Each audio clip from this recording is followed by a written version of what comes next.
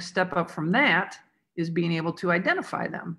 Bird watching actually dramatically increased during COVID, and people were noticing birds in their backyards. These photos are birds that people saw in their own backyards. And Audubon, the National Audubon Organization, invited people to share photos of birds that they saw in their backyards, and they had over 8,000 people respond. So they published the top 50 photos, and you can see some of them here. All of these birds in this photo, in this slide, can be seen in Michigan. And that bluebird in the lower right-hand corner is called an indigo bunting. And we've actually seen those in Callahan Park here in Detroit. Here are some photos of birds that I took in Detroit. In the upper right is our friend, the ringneck pheasant, which I like to call the unofficial city bird of Detroit. And here's a family of robins that made a home in a crosswalk sign. And this is a little hummingbird that came to visit me at a hummingbird feeder on my balcony. And Detroit has its very own field guide, our very own bird book called Birds of Detroit.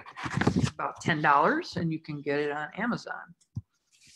So the next step up from just noticing nature is to actively create some nature, grow a garden. You can do that even if you live in an apartment. This is a photo of my balcony. I live in an apartment, and I planted these native plants in some containers and put out a little balcony bird bath and a hummingbird feeder. And you can see the hummingbird that visited me very regularly this summer. And she brought me a lot of joy, especially during the lockdown, because I could see her and connect, and it made me smile every single time. The hummingbirds that are here in Detroit are called ruby-throated hummingbirds. And this is actually a little video of a male ruby-throated hummingbird. You can kind of see the pink on his throat, his pink feathers. And like I said, every time I saw them, they bring me joy, and it makes me feel good about being able to help them by putting food and support out on my balcony. And this experience for me has told me that even the smallest little patch of nature that you can create will be helpful to our local wildlife. So another thing you can do is visit or join a local community garden. This is my community garden. I belong here. It's in the Cass Corridor, and I visit it several times a week to go and get a nature fix. And then there's Detroit Bird City, which is a partnership between Detroit Audubon and the city of Detroit. Detroit Bird City transforms disused city parks into intentional wildflower meadows. And there are 5 pilot parks in the program shown here, one of which is Callahan Park that I've been talking about. This is what Callahan looked like before. It was an overgrown turf grass, kind of abandoned and neglected. And of course, this is what it looks like now. It's been a wild success, and the neighbors in the area really love having that meadow there. Our second park is at the Palmer Nature Center at Woodward and 7 Mile. We planted that in June of this year, and this is what it looked like when it was just starting to grow. So hopefully this was a good introduction to you for how Mother Nature can help us heal and how we can help Mother Nature heal. You have a lot of options to engage with nature, no matter where you are, and it can be as easy as looking out the window, or you can get more active and plant your own garden or participate in some other community projects. So hopefully you're inspired to take notice and find peace and healing. Thank you very much.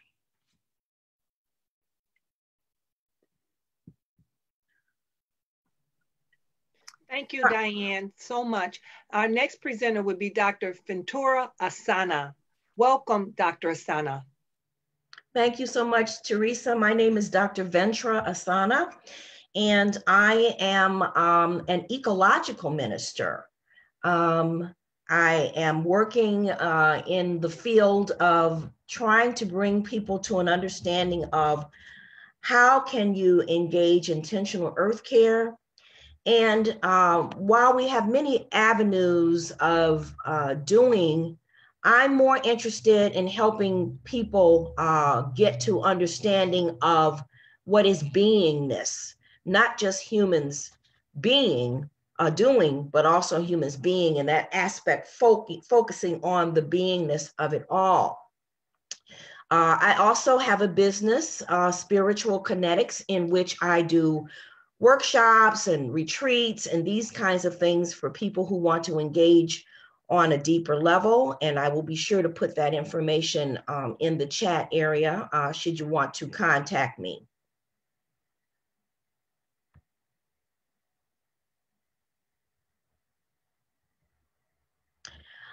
I want to talk about, just give me a moment here. I want to talk about eco-healing and practicing eco-healing. And you might ask, okay, well, what is this thing, eco-healing? We're already doing it without recognizing it, because every time we go out in nature, as Diane pointed out so beautifully, all of the benefits that happen to us when we go out in nature. I see it as the ability to situate oneself in natural environs rather than artificial ones, and to experience the restorative balance of nature as a life-giving force. And I see particularly two main components of eco-healing. First, we have to become aware. Perhaps on some subconscious level, we know that we should be outside more, or we should be in nature more, no matter what the season. Here in the Midwest, of course, we have 4 seasons mostly. Sometimes they run all together. But we have spring, summer, fall, winter. And wherever you are on the continuum, you might be a person who loves summer the most, or you may be really happy that now the weather is turning, it's getting cooler, we're going into fall, and very soon here in Michigan, we'll be into winter. The main thing about eco-healing is that we must teach ourselves to experience and enjoy every season here in the Midwest. That's easier said than done, particularly if you are interested more in cocooning in the winter. That's very natural, very normal. I myself am one of those people. But I have been gradually trying to allow myself to enjoy every season. So awareness, what is going on around us in natural settings in nature as the seasons change. And then also this awareness points us to learning, because we can't just assume that we know it even based on our experiential status, where we have been for the bulk of our lives. We have to intentionally engage new learning, reading articles, reading books, being in the company of groups that are doing this kind of thing, as is so beautifully presented to us here today through the wonderful work of Michigan Environmental Justice Coalition and others. And then second, another component, once you have become aware, and it's a lifelong thing, you don't just suddenly arrive at awareness and learning, but it's an ongoing process. But then after you begin to increase your awareness, then what do? How do you make a practical application?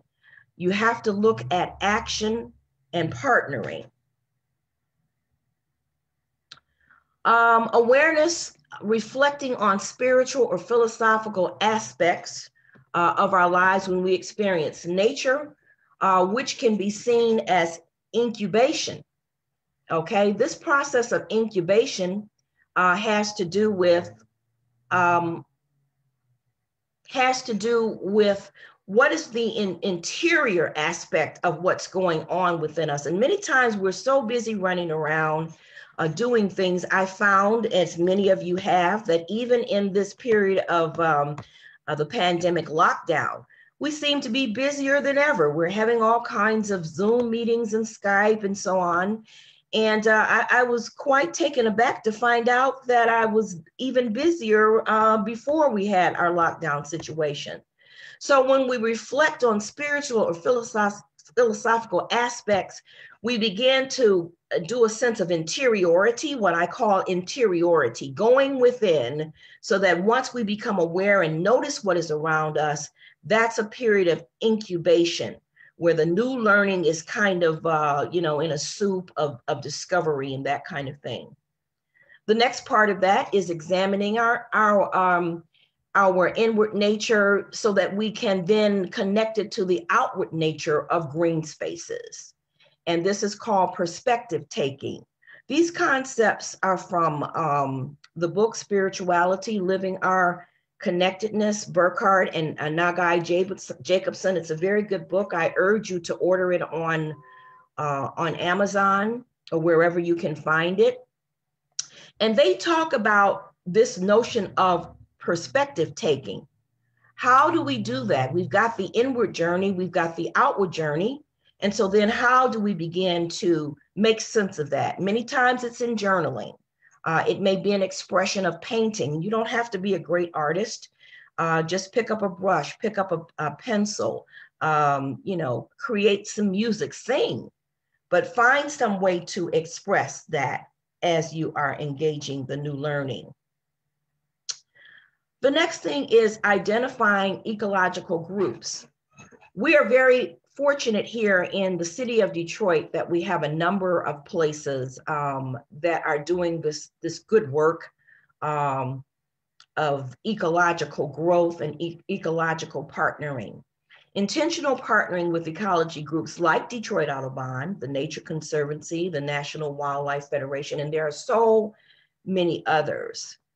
And then finally, supporting both financially or with sweat equity programs of sustainable groups to advance the work. Everyone cannot afford to financially give to organizations, but you certainly can be a part of advancing their work and finding out what you can do to play a part. And then there's the idea of eco-meditation, building community cohesion. We still need community, whether it's on Zoom, and increasingly, little by little, we're able to get back out into avenues where we can see each other, even though we still can't yet hug and those kinds of things. We can attend whatever meetings or events. If you can do yoga outside, or you can attend a community meeting like I did recently at a community garden. It was lovely to see everyone. We all had our masks and we socially distanced and everything, but it was great. And that's how we build community. Or something as simple as just go outside, open up your door, speak to your neighbors. That also builds community.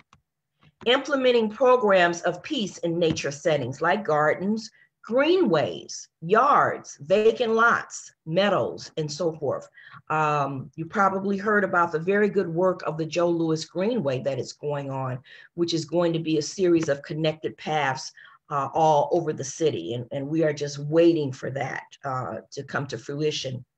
And then I want to talk briefly about grounding. Grounding is something that a lot of people don't know about, but it's a very simple process. Essentially, what you do is you take your shoes off and you place your feet on the earth. You know, you can walk in sand. You can walk in your yard, or you can walk, provided that it's a clean space and there is no debris that will harm you and that kind of thing. But just connecting your physical, the bottom of your feet, the soles of your feet with the earth. There is an electromagnetic field that runs from pole to pole, and we are affected in positive ways when we are grounding ourselves, because we are inside so much, and all of the dire effects of fluorescent lighting and so on. So we need to do that. And then walking the labyrinth. I conduct an eco-meditation, eco-labyrinth walk. I've done it in many places in the greater Detroit area, in Detroit proper, Chicago area, in which you walk the labyrinth. I have here an example of a labyrinth at Notre Dame in France. This labyrinth is an opportunity for you to walk this path, and you just walk around, and it can accommodate a few people, one person. I've actually conducted eco-labyrinth meditations for children at the African American Museum, Charles H. Wright Museum, and the children just ran across the space, and I didn't prevent them. I didn't stop them. That's how they experienced the labyrinth. But when they got to the center, it was amazing to observe that they just sat down and they were quiet. So you never know what effect that this kind of beingness will have on us. And I have there an URL where you can find that on the website. And finally, I have a number of eco-healing resources for your further growth. The book, Developing Ecological Consciousness, I highly recommend. I am an eco-minister in the Christian tradition, although there are ways to experience nature ecologically in other faith traditions, including Jewish and Muslim, Buddhist, and so on. This is a particularly good article in one of the resources I use called The Green Bible, and it's by C.B. Witt, Reading the Bible Through a Green Lens. And then, of course, I mentioned the Burkhardt and Nagai Jacobson book. And finally, if you want to learn more about walking the sacred path, then you can get this book by Lauren Artress about the labyrinth as spiritual practice. So I just invite you, I thank you for the opportunity to hear some ways in which you can be intentional about eco-spirituality. And so we are moving from the aspect of always doing, and finding a way to be in that existential space of beingness. Thank you. Elaine? Great. Good afternoon, everyone. Thank you so much, Ventra. I enjoyed that. I'm Elaine Matthews, and it's so good to be here with you. It's good to be at the Environmental Justice Coalition Summit, and it's good to be here with you, Teresa, as well. I'm going to share my screen.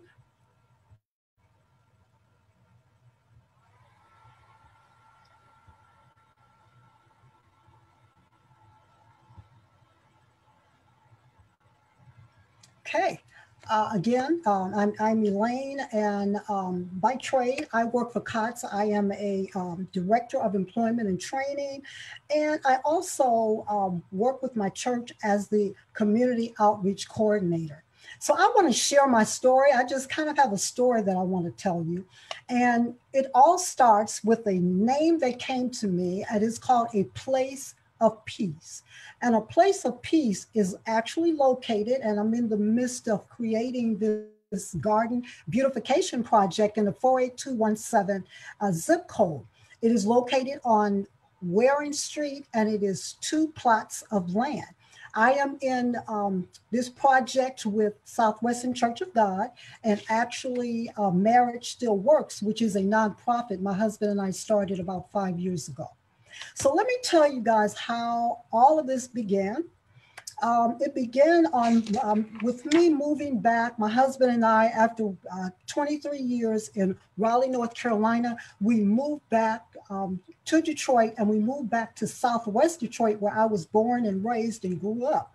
And in moving back, we knew that it was time, and that it was time for us to make a difference and to come back. And in coming back, I started attending Southwestern Church, and that's the picture of the church. And to your right is the land, and I'm going to talk about that land in a little bit.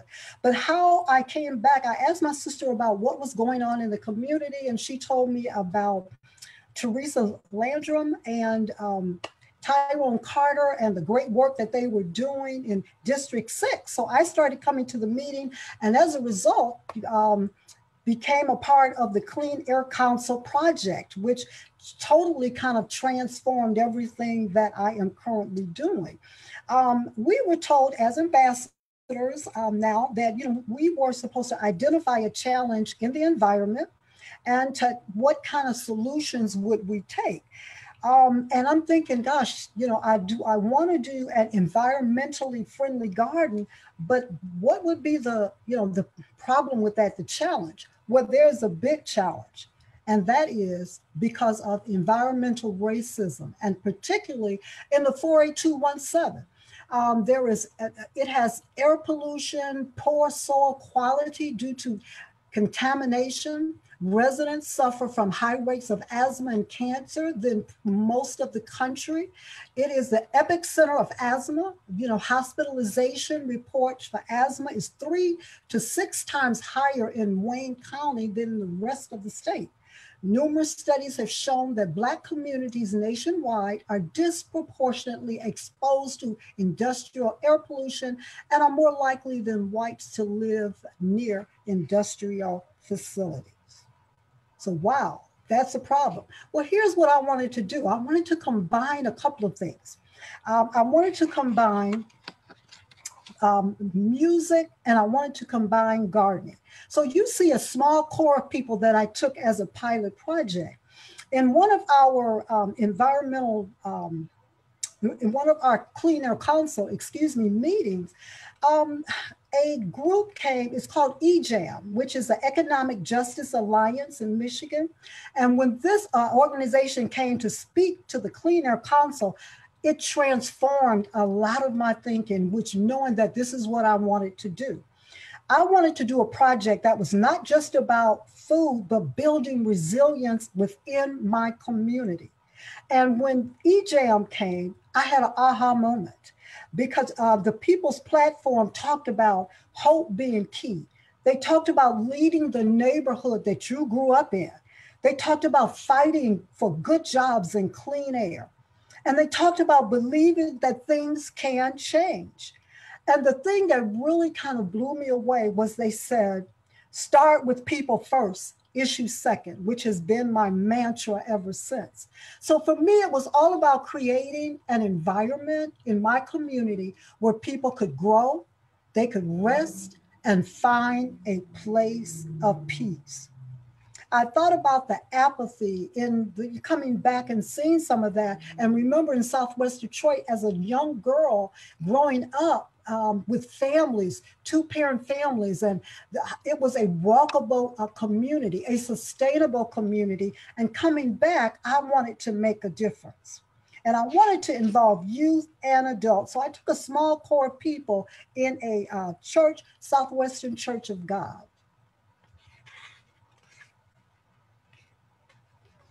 So I want to talk about music because music is a focus on life.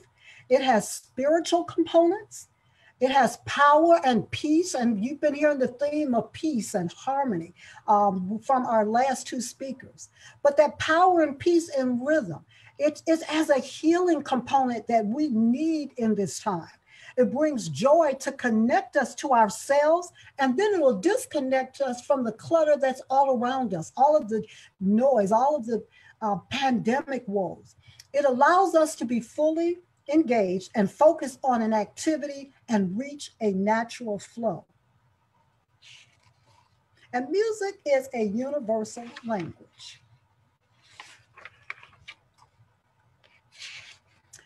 The importance of, I want to kind of tie in plants because we're going to be talking about plants and music and all of that is very, very critical.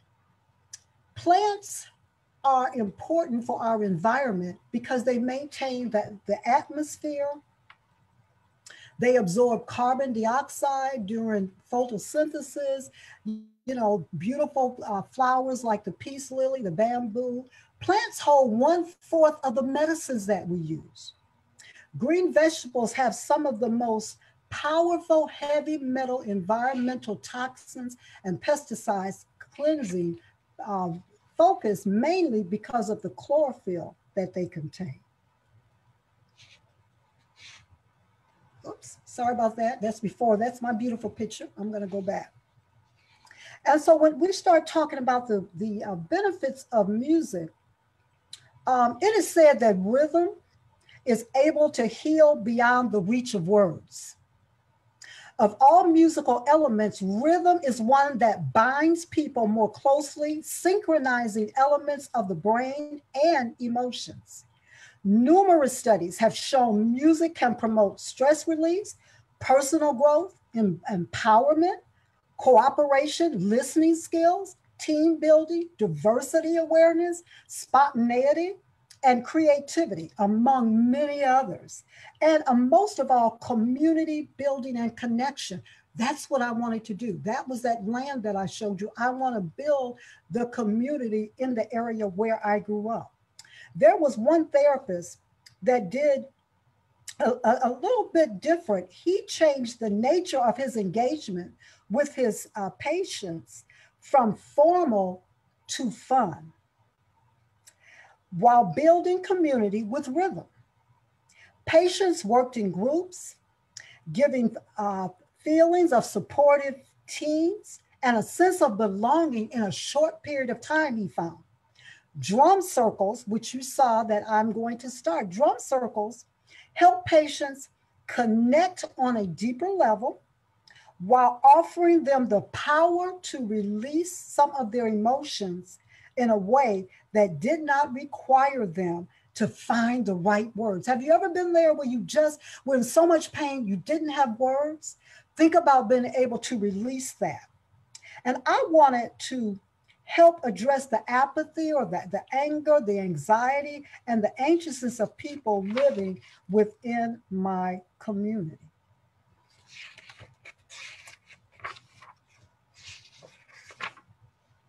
So one of the things, this is my crazy picture, but actually I have to tell you this story. I'm right now, while we are preparing this, the property on Waring Street, I share a greenhouse with a friend of mine that actually lives right there on Visitor and Waring. And she has this beautiful yard, beautiful greenhouse that you are looking at now. And I have plants in there, and you see me holding the mint. And I told our my co-panelists that I was in such a tizzy the earlier of the week. It has been a really pressing week, and just a lot of things going on.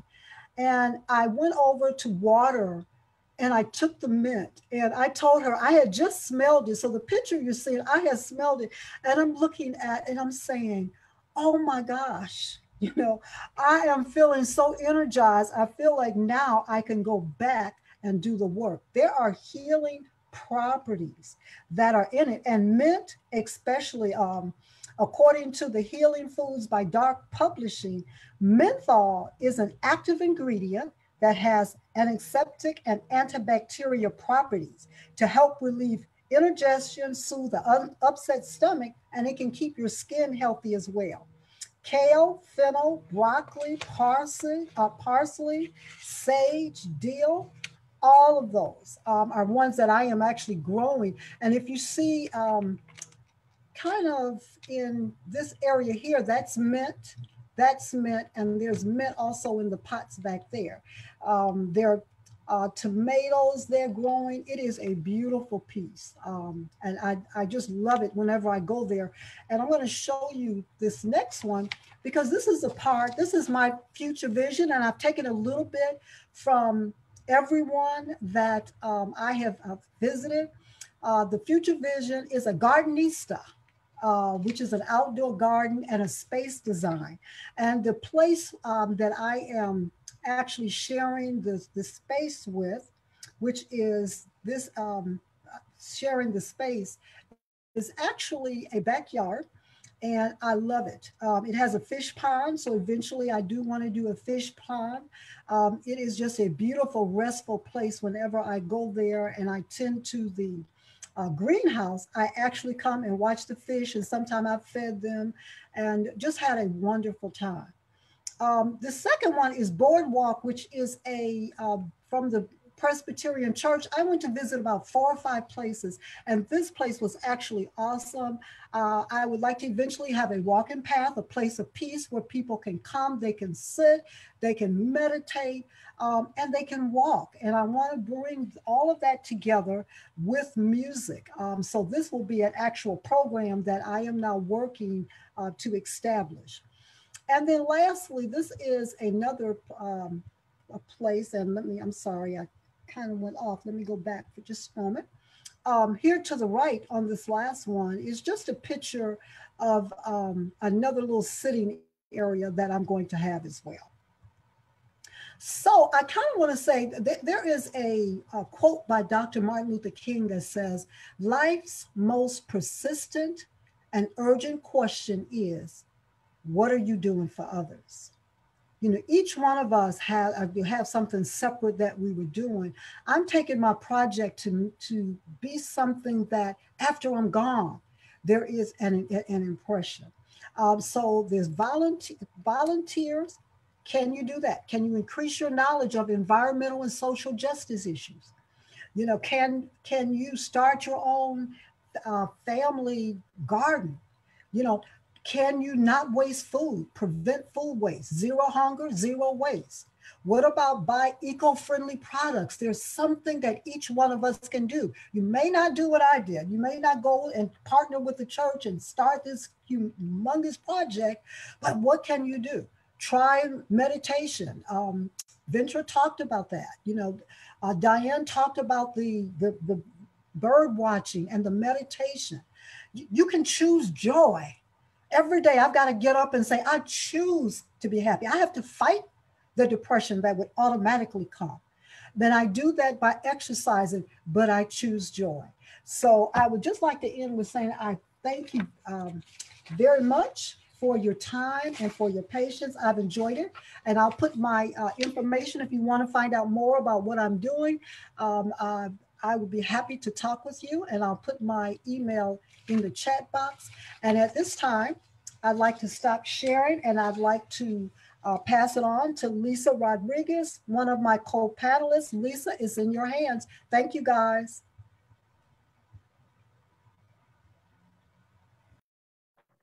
Hi, good afternoon. My name is Lisa Marie Rodriguez, and I am the Community Engagement Consultant for Detroit Audubon, Ambassador for Clean Air Council, and Resident Mentor for Community Engagement for Detroit Future Cities Land and Waterworks Coalition. It is indeed an honor to be with you this afternoon. And just an FYI, I do eat spinach every day, just to let you know. So what I'm going to do is I'm going to share my screen, and I'm going to start my presentation. So give me just a second here.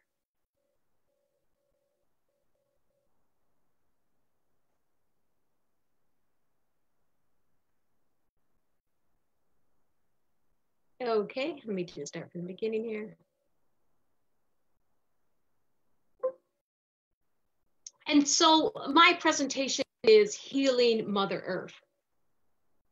And so throughout time, green spaces serve as a place where we socialize, where we get to know one another, we get to know about our community, but green spaces serves as that platform. It's also a place where we directly connect with nature 12 months out of the year and throughout the seasons.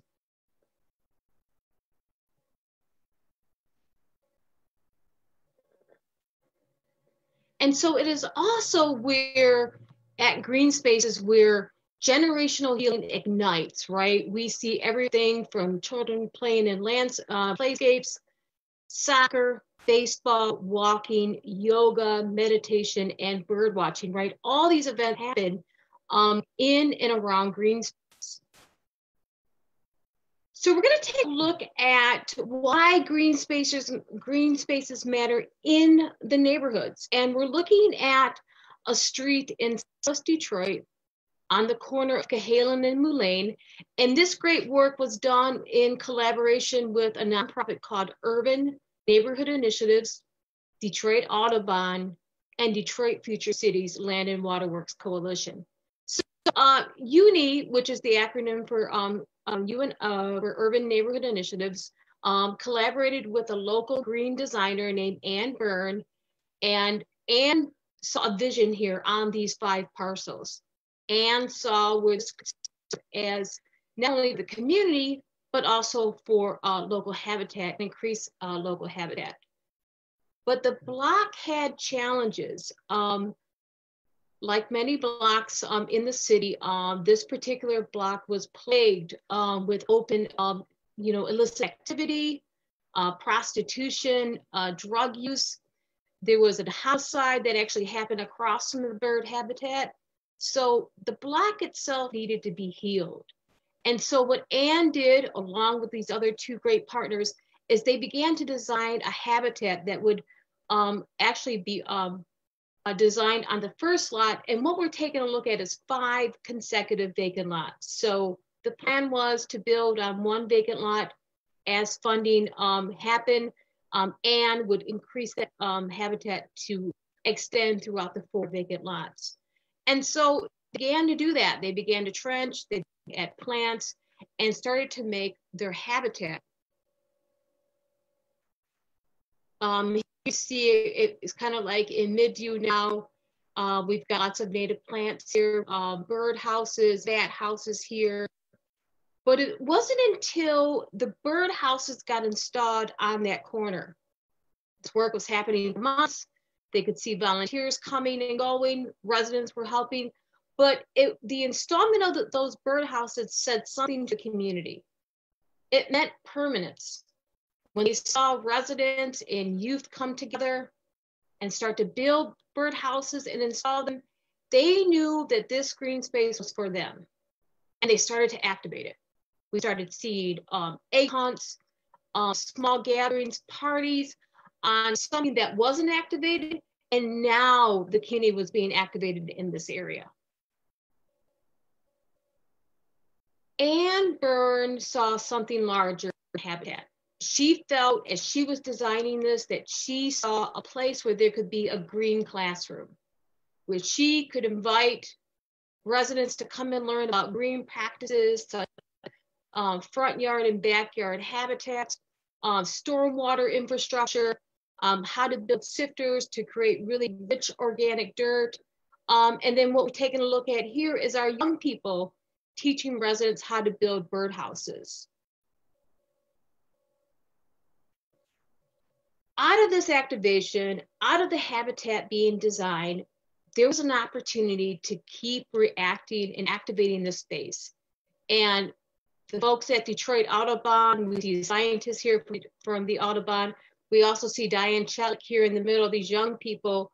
But young people began to learn how to bird watch in their community. Yes, there was a street that had all these challenges, but these young people are looking through binoculars for the first time in their neighborhood, and they're seeing beauty. They're recognizing and doing observation here in their own park, minutes away from where they live. In 2015, the southeastern section of Michigan suffered a great rain, which turned into a great flood. And all of us suffer some type of stormwater challenges in our neighborhoods. And South Detroit, you better believe it, because our neighborhood in the Spring Wells community, we're actually bordered around viaducts. So when we have, sometimes it's challenging to actually get into the neighborhood or to actually leave the neighborhood. So about 3 years ago, Detroit Future Cities, along with other partners, began to talk about stormwater, and they saw opportunities with this. They saw how we can mitigate stormwater, but also use it to our benefit. And we know what happens when we have a great rain like this.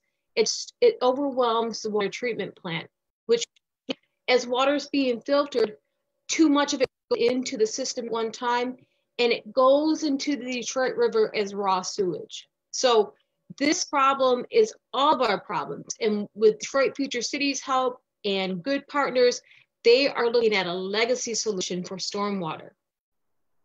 So we take a look at Detroit Future Cities and what they're doing, and what Detroit Audubon, DFC, Urban Neighborhood Initiatives did just on the corner of Cahalan and Moulin. So we're looking at 5 vacant lots a berm, and also the alley.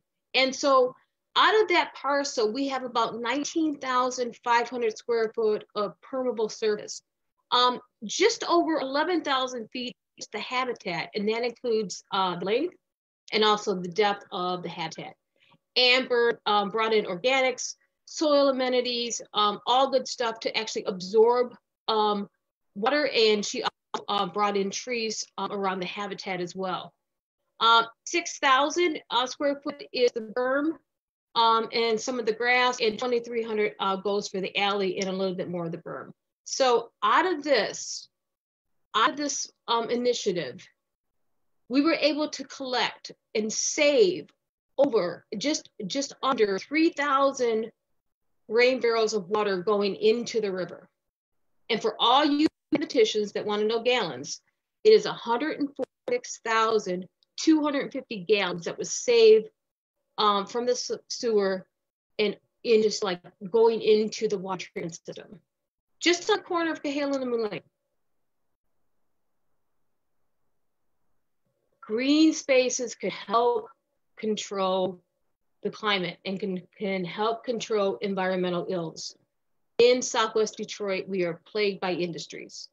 And Detroit Air Council, has done a magnificent job about what that means, the challenges that causes people, health, living, environmental, every quality of life is affected by industry and the industry. But green spaces can help combat that. Trees, I consider trees as soldiers. They're the ones that are just beacons in green spaces. They're absorbing all the CO2, they're releasing oxygen, and they're absorbing water. Temperature. And most green spaces, if you look at some great data out there, at the hottest day, you go to the park, your favorite spot to go to, you are about 9 degrees cooler being around grass and trees in green spaces. The soil, we just found out about plants, right? About all the good nutrients and minerals that we need. The soil itself is helping us, right? It's helping us medically. It's a good conditioner for our plants and our trees, good for the birds and the animals, but soil is another healing component of green spaces. This is a space captured on Belle Isle. It's somewhere that I go weekly with my dog, sometimes twice a week if I can get out of my routine for just a second. But I go there to be healed. Whatever woes I have for the week, I can leave it there in that area. And so it's places like this that we have in our city that we're able to go to and just let go, or just take whatever off of our shoulders or off of our chest and leave it there. And green spaces welcome that. I often think of the parks in my neighborhood, Patton Park, Weiss Park, Springdale Green. I think of them as an additional family member. They're always there, always waiting for me. And I can go there any time of the day that I like, and I come as I am. Green spaces, right? Not only for Mother Earth, right? They are key essentials for existing and stewarding ecosystems. We know when green spaces are designed, other green spaces happen around an area. And we know that gun purchases go down, crime goes down, theft goes down. But one of the biggest safety people that you want at your green space, it's not police, it's not cameras. Who you want there at your green spaces are moms. Moms walking children, moms in strollers, moms talking to each other. Criminals do not want to come across a pack of mothers in an afternoon at a park enjoying with their children. They don't want to see eyes. They don't want to see the place activated, but moms do that to spaces. And finally, as we heal and work with green spaces heal us. We heal together as a community. So what I ask from you is that today I present an olive branch to you, actually to all of you, and welcome you to really go back and take a look at your neighborhood. Take a look at some of the places that you go and you visit. Take a look at their green spaces. And if you're so fortunate to have many, all the better. Consider that a blessing. If you know a neighborhood, if you know a community that could use your sweat equity, that could use your brain or your design or your talent, creating green spaces, right? They sustain us. They sustain us as a society. Mother Nature wants us to do this. So please take this message, heal other communities, and you're going to be healing yourself. Thank you. I now have the honor to present Michelle Jackson, who is doing just that on the east side of Detroit, and she's healing her community. Thank you.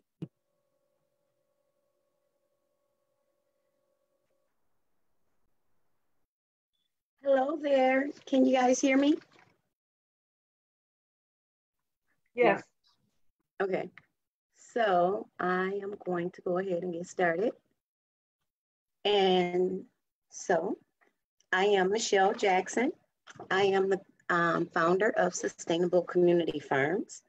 And we are on the east side, just as Lisa told you a little bit ago.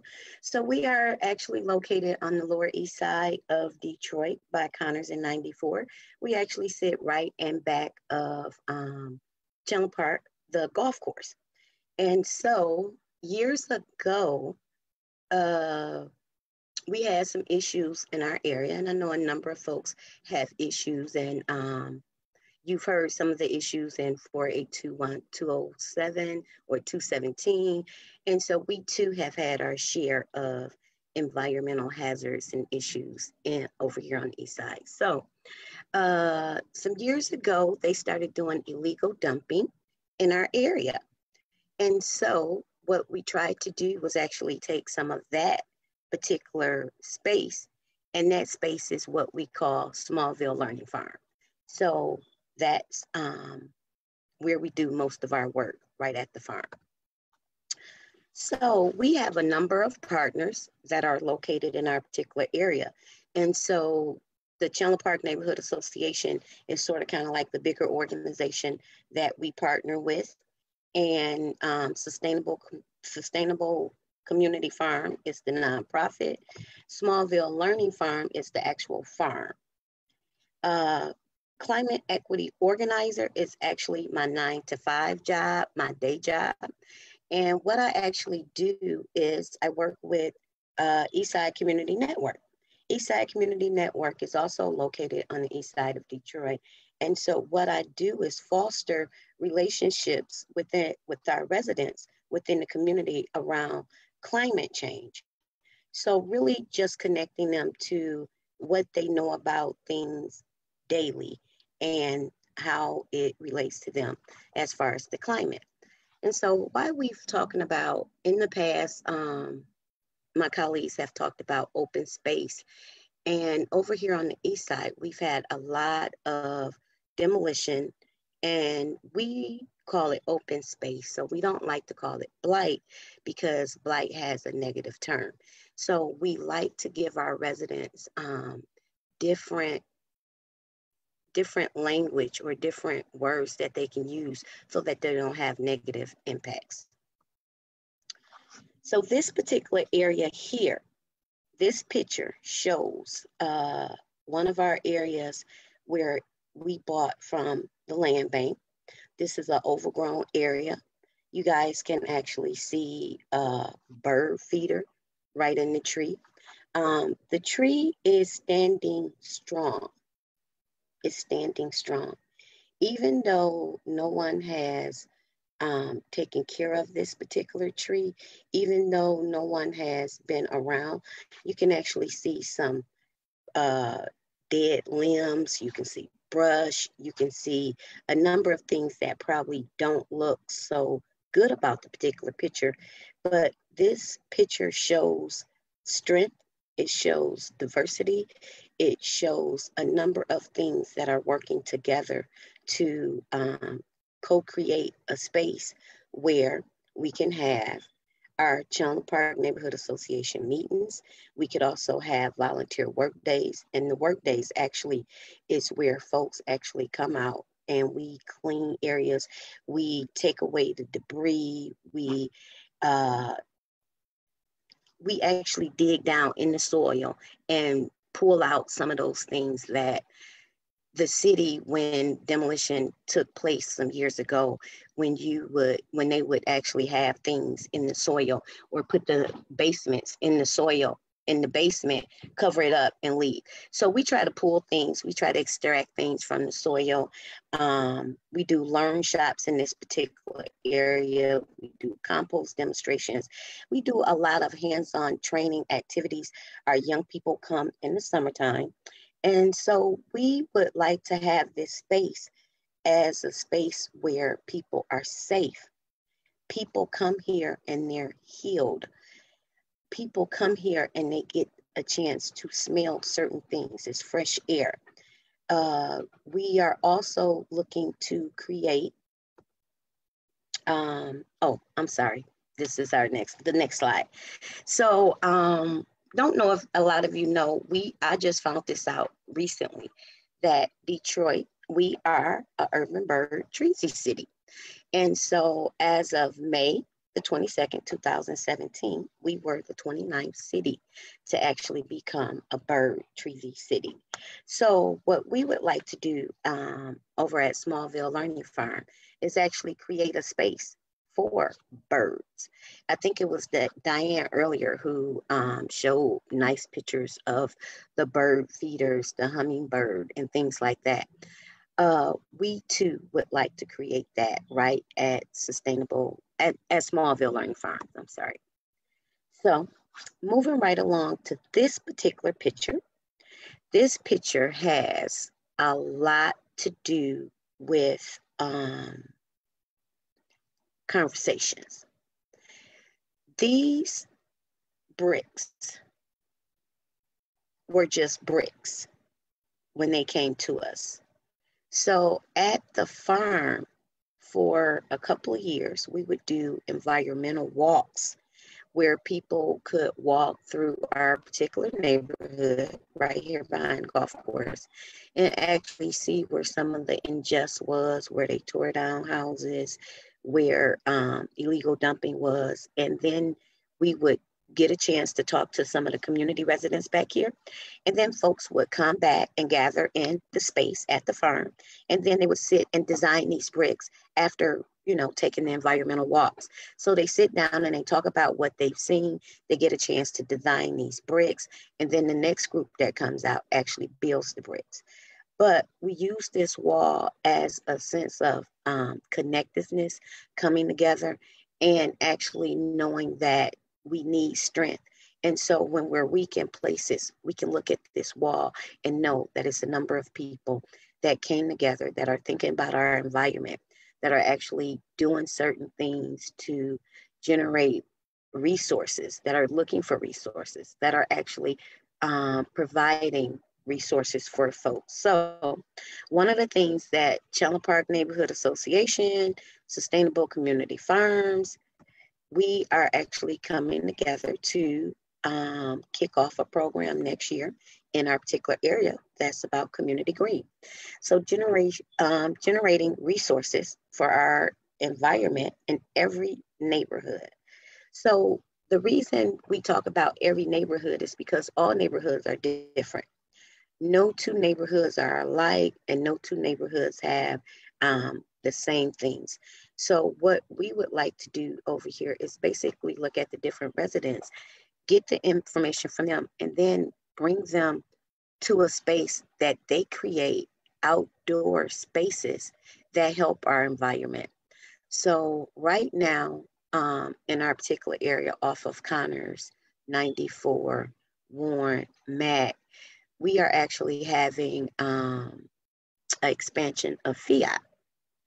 So we are not all that happy about some of the stuff that's coming through, but we know that we are going to have some environmental issues with the air, sound, noise pollution, dust kicking up, things like that. So we want to create resources that will help our folks to be able to withstand some of those environmental injustice things that are going on. This is actually a young person who painted a no dumping sign. So again, in our particular area, we had a lot of illegal dumping. We had to have a number of young people come out to help us clean it up. We had other folks to help us clean up. And so now we actually have a program where young folks come in the summer. We did not, this was the first summer in 5 years that we did not have our young folks out. However, hopefully we will get back to the basics next year. But Christy is one of the young ladies who was in our particular program, came out. She helped to paint this sign. And so what she does is actually go out and talk to other folks about why they need to not do illegal dumping so that she can breathe freely and live in this earth, live on this earth, and actually help preserve the earth. So this is the highlight, guys.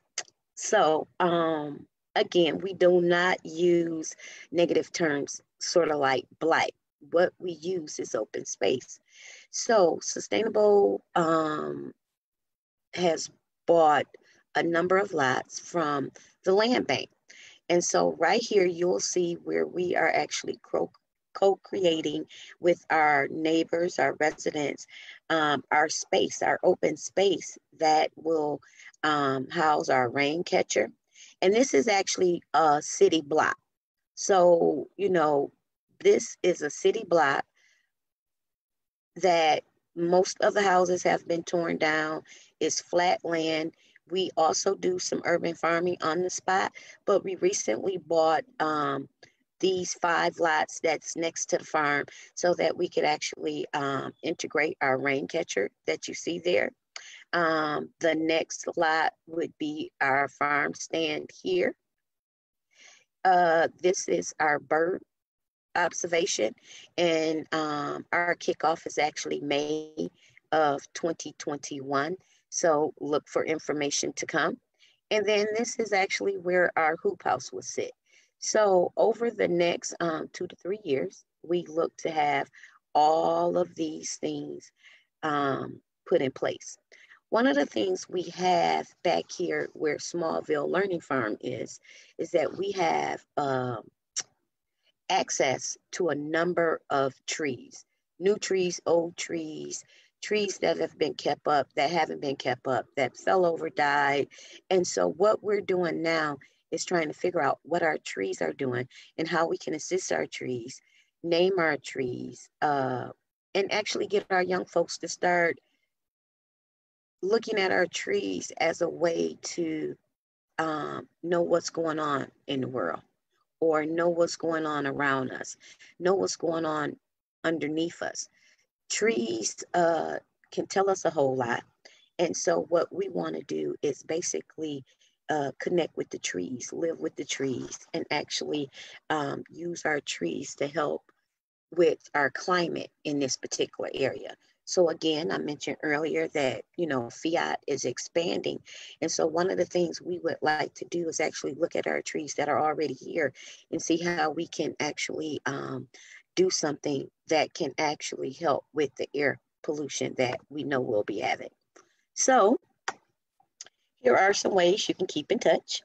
You can volunteer at Smallville Farms and get some information about the days that we have our volunteer work days. You can come out and help us.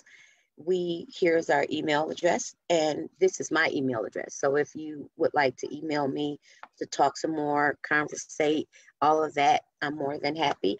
We also have a Facebook page. Our Facebook page is Sustainable Community Farms, and my phone number. And so I guess I will hand this back over to Teresa. Oh, okay. I'll hand it back over to Teresa, and would just like to thank everyone for taking the time to hear us. And we definitely want you all to be at peace. We want you to share, co-create, and actually heal yourself with nature. Thank you.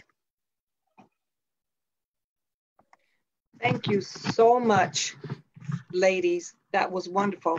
Thank you for talking about how to relieve stress, how we could commune with nature, and how we can change things. How, if we just put our mind to it, the things that we can do, take action. We can take action through healing the soil, through growing plants. We could take action to communing with nature and animal life. We can use open space to create viable gardens and resident community common spaces. I want to open it up for questions. If anybody that is viewing here on the webinar via computer, on Facebook, please, if you would like to submit questions, we will be welcoming the questions. And with that being said, I would like to say thank you to Ms. Diane Cheklich, to Dr. Ventra Asana, Elaine Matthews, Lisa Marie Rodriguez, and Michelle Jackson for their dynamic presentations. I just want to tell you that these ladies represent some wonderful, wonderful organizations. So here today we had the Detroit Audubon representing, woohoo! We had the Spiritual Kinetics, woohoo! And Clean Air Council. Thank you, ladies, and Clean Air Council ambassadors and Sustainable Community Farms. We would like to thank everyone who joined us on the webinar and followed us along on Facebook this evening. If you haven't, please take a moment to check out the rest of our amazing Environmental Justice Summit being offered through October the 31st. And remind your friends and colleagues that they can register as well at www.michigan.org/MEJC-summit. I'll repeat that, www.michigan.org/MEJC-summit. I want to say that this has been a wonderful presentation, and I hope that everyone that partook in it gained something from it and learned something. So with that being said, ladies, I'm going to give you a round of applause. Woo! And thank you, thank you, thank you. Good night. Thank you, Teresa. Thank you, Angela. Thank you, everyone. Enjoy your evening. Thank you. You too, Teresa. Thanks, guys, so much for everybody's presentation. I learned a lot and so grateful to be in company with you all. Thank you. Bye-bye. Great job, everyone. Thank you. Thank you so much. Diane.